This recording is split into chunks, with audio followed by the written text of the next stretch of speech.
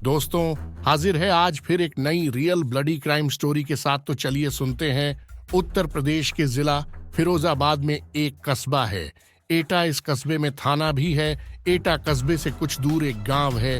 नगलाचूड़ सोनेलाल अपने परिवार के साथ इसी गांव में रहता था।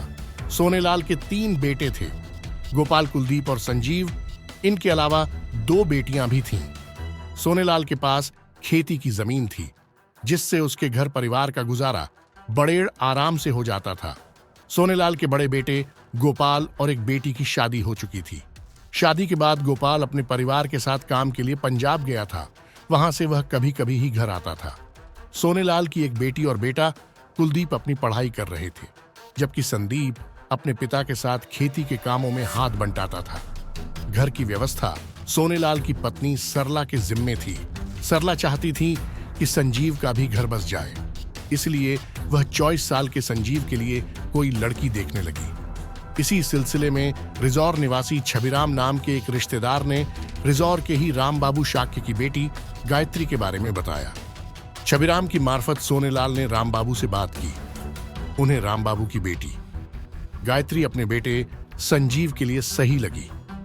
दोनों ओर से चली बातचीत के बाद संजीव और गायत्री का रिश्ता तय करके जल्द ही दोनों की शादी कर दी गई। यह लगभग 1.5 साल पहले की बात है।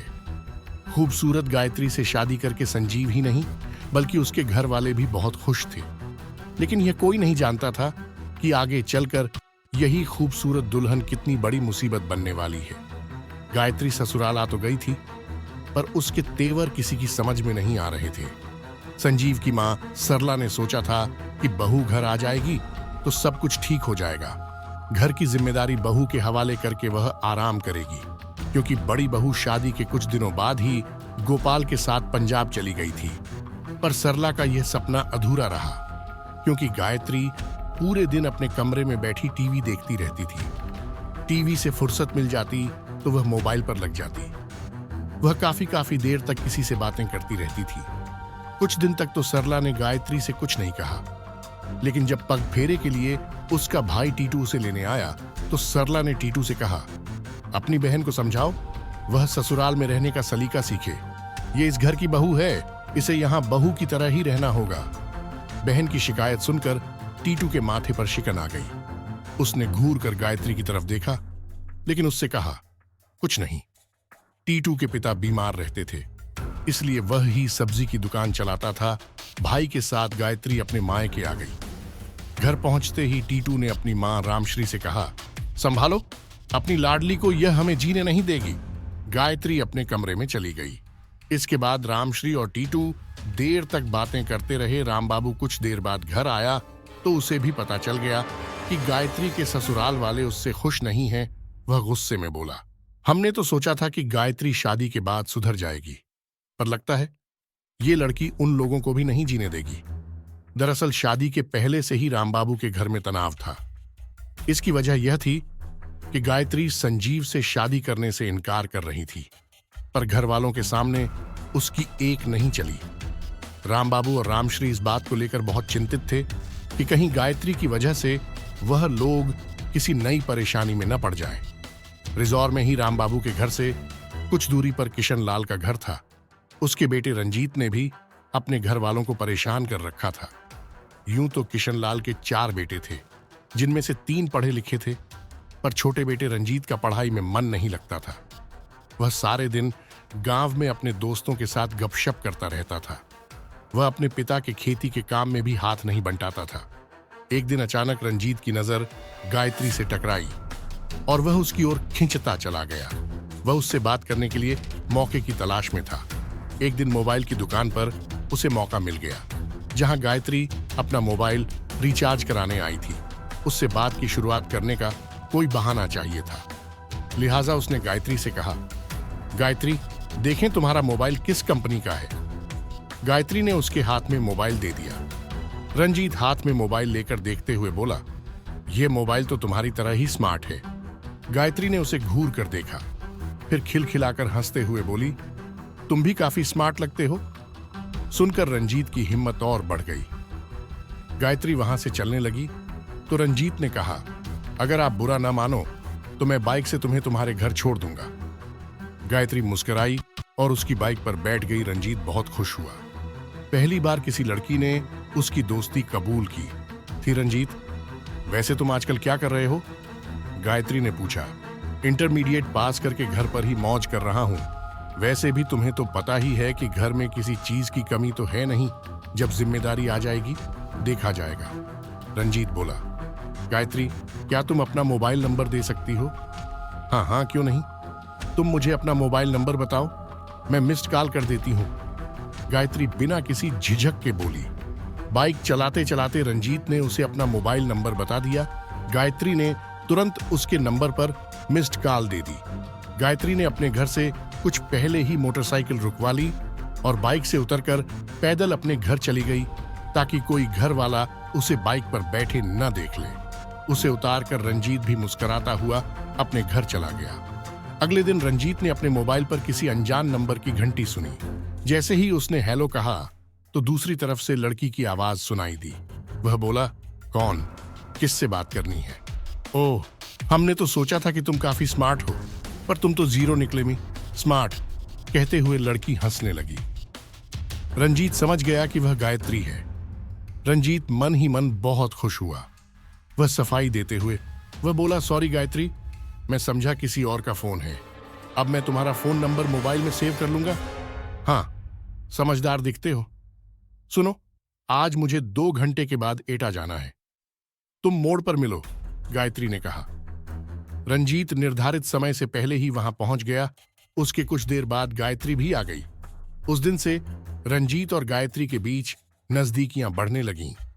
दोनों ही लोगों की नजरों से छिपकर मिलने लगे, लेकिन लाख छिपाने पर भी ऐसी बातें छिप नहीं पाती।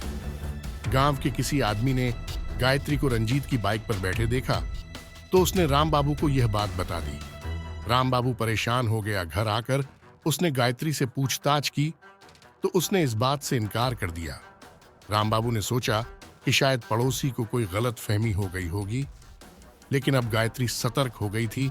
उसका और रंजीत का प्यार परवान चढ़ने लगा था। अपनी मुलाकातों के दौरान प्रेमी युगल भविष्य के सपने बुनने लगा था। हालांकि दोनों की जाति एक थी, पर रंजीत न तो कोई काम धंधा करता था और न ही उसकी छवि अच्छी थी। गायत्री अच्छी तरह जानती थी कि घर वाले उसके इस रिश्ते को स्वीकार नहीं करेंगे। दूसरी ओर दोनों के इश्क की खबरें लोगों तक पहुंचने लगी थीं। लोग दोनों के बारे में खुसुर-फुसुर करने लगे। कई लोगों ने राम बाबू से शिकायत की कि उसे अपनी बेटी पर कंट्रोल करना चाहिए। लोगों की बातें सुनकर वह परेशान हो गया था, जबकि गायत्री यही कहती कि लोगों को तो बातें बनाने की आदत होती है, फालतू में उसे बदनाम कर रहे हैं। लेकिन एक दिन गायत्री और रंजीत ने रात को मिलने का फैसला किया। गायत्री के घर के सभी लोग सो चुके थे। देर रात को रंजीत उसके यहां पहुंच गया। गायत्री बाहरी गेट खोलकर उसे अंदर ले आई, पर वह दिन उनकी मुलाकात के लिए ठीक नहीं रहा। उस रात गायत्री के भाई टीटू की तबीयत ठीक नहीं थी।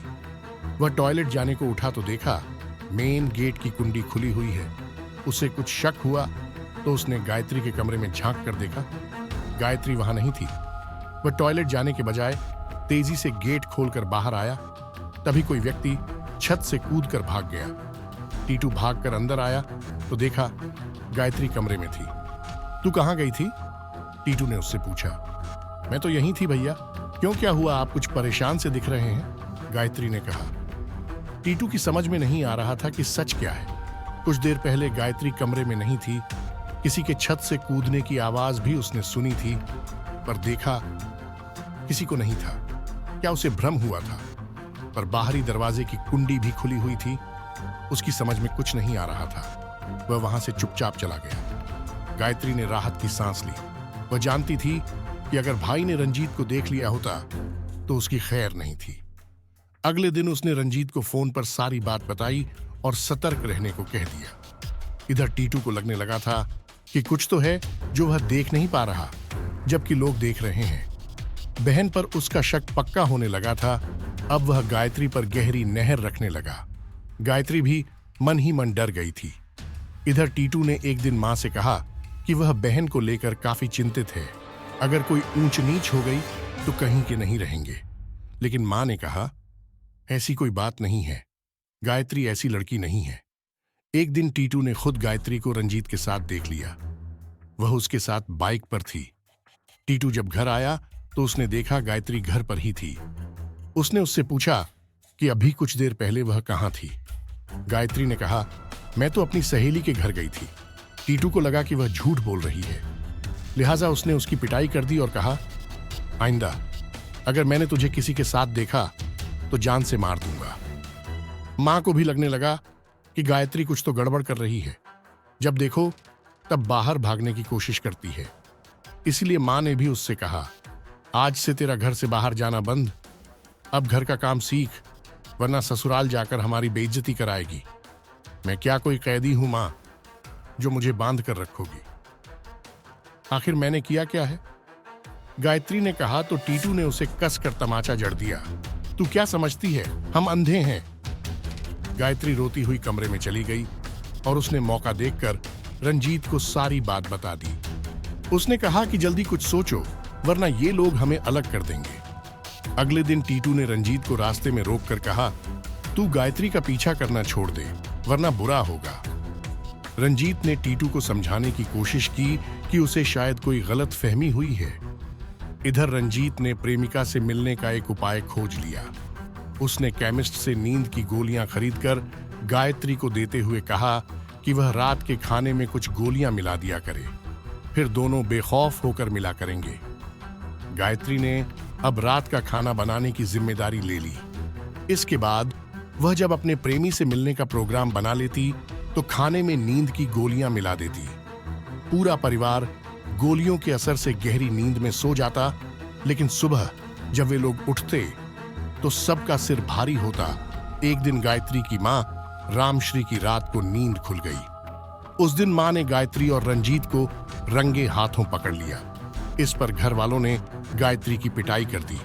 इसके बाद गायत्री के लिए रिश्ते की तलाश होने लगी। आखिर उन्होंने गायत्री की शादी संजीव से करके राहत की सांस ली।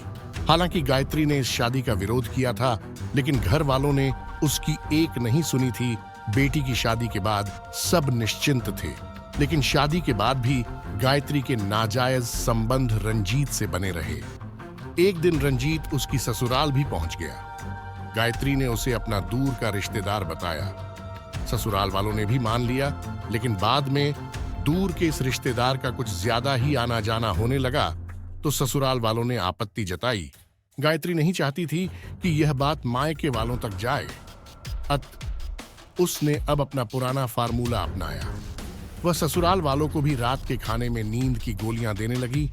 इस तरह वह ससुराल में भी बेखौफ इश्क लड़ाती रही। गायत्री यह जानती थी कि ऐसा हमेशा नहीं चल सकता। अब संजीव को भी उस पर शक होने लगा था। उसने साफ शब्दों में कहा कि अगर अब कभी उसने रंजीत को घर में देखा तो बुरा होगा।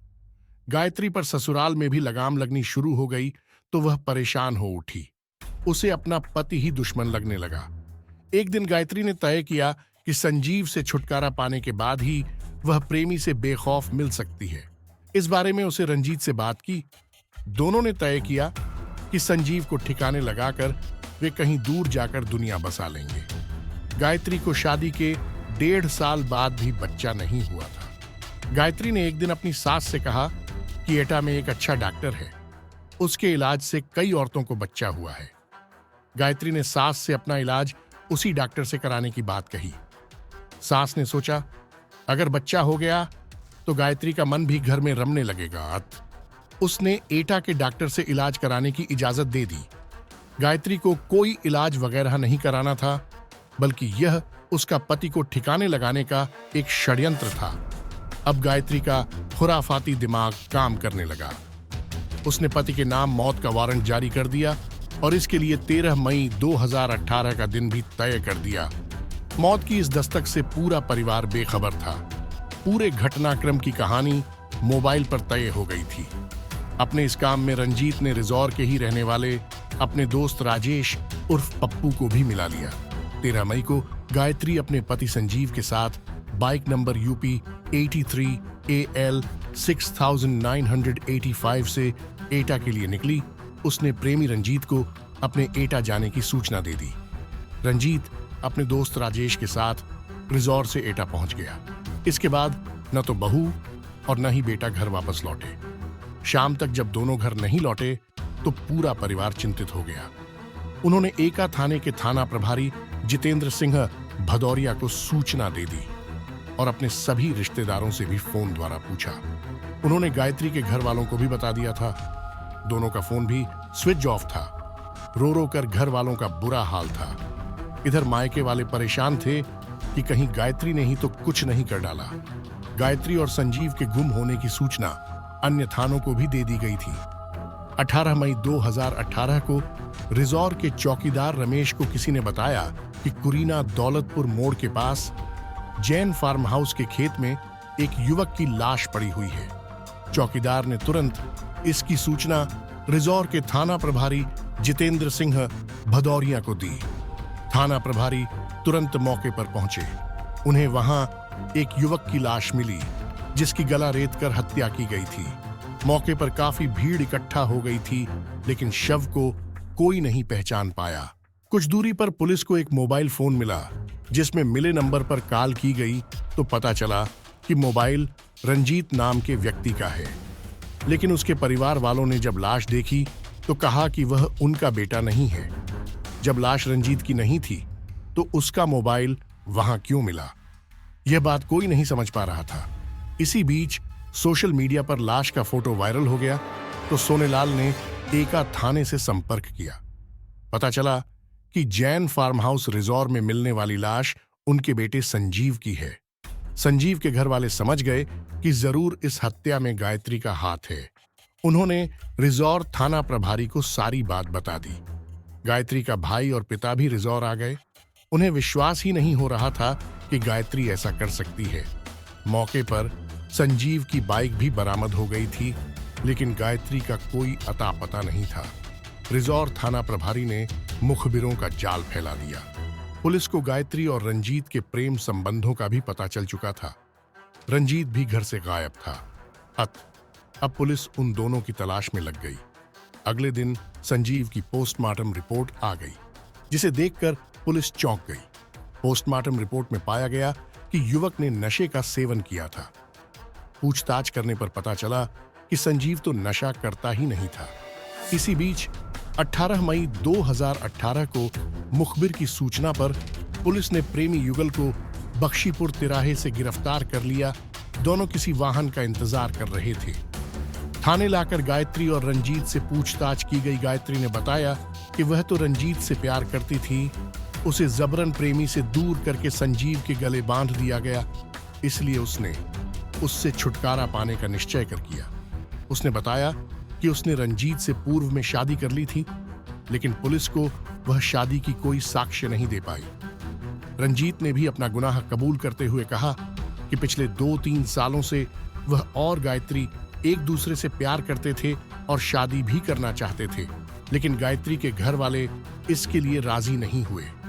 गायत्री की शादी के बाद भी वे दोनों अलग नहीं रह पाए और आखिर संजीव को रास्ते से हटाने का फैसला कर लिया। उस दिन जब गायत्री अपने पति के साथ एटा पहुंची तो रास्ते में उसने बाइक रुकवाई। मौका पाकर वह बोतल में भरे पानी में नींद की गोलियां मिला चुकी थी। वही पानी उसने पति संजीव को पीने को दिया। जिस जगह पर बैठकर उसने पानी पिया था, कुछ ही देर में वह वहीं पर बेहोश हो गया। तभी रंजीत अपने दोस्त के साथ वहां पहुंच गया। राजेश ने संजीव की बाइक संभाली और वह और गायत्री बेहोश हो चुके संजीव को ऑटो में डालकर कुरीला गांव के पास दौलतपुर मोड़ पर ले आए। ऑटो वाले को पैसे देकर उन्होंने वापस भेज दिया। तभी राजेश भी वहां आ गया। फिर वे लोग संजीव को जैन फार्म हाउस के खेतों में ले आए, जहां गायत्री ने खुद चाकू से अपने पति का गला रेत दिया। इसके बाद राजेश अपने घर चला गया और वह दोनों एटा घूमते रहे। दोनों दिल्ली भाग जाना चाहते थे, पर पैसों का इंतजाम करना था। इससे पहले कि वे एटा छोड़ पाते, पुलिस के हत्थे चढ़ गए। गायत्री के मायके वालों को जब पता चला कि उनकी बेटी ने खुद अपना सुहाग मिटा डाला है, तो वे हैरान रह गए। उन्होंने कहा कि अब गायत्री से उनका कोई संबंध नहीं है, उसे उसकी करनी की सजा मिलनी ही चाहिए। संजीव के घर वाले दुखी हैं। उन्होंने तो सोचा तक नहीं था कि वह अपने सीधे सादे बेटे को खो देंगे। पुलिस ने भादमवी की धारा 302, 120B के अंतर्गत तीनों को गिरफ्तार कर न्यायालय में पेश किया, जहां से उन्हें जेल भेज दिया गया।